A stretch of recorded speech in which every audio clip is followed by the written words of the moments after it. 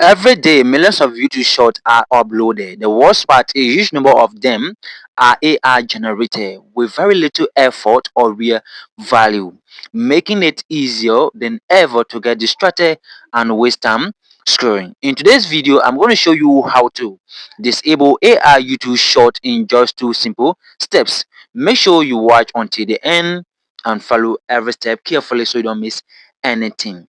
All right, to do that, once you open up the YouTube app, you're going to see a tons or millions of YouTube short on your home tab. What you have to do is to tap on any short, the three dot menu on any short, and tap not interested. Tap the three dot menu on any short and tap not interested. Do this on all the AI short you're going to see in your recommendation feed. Tap not interested. After doing this will tell the YouTube algorithm that you are not interested in AR short, and they are going to stop showing you AR short. All right, do this on any AR short you are going to see on your home tab not interested.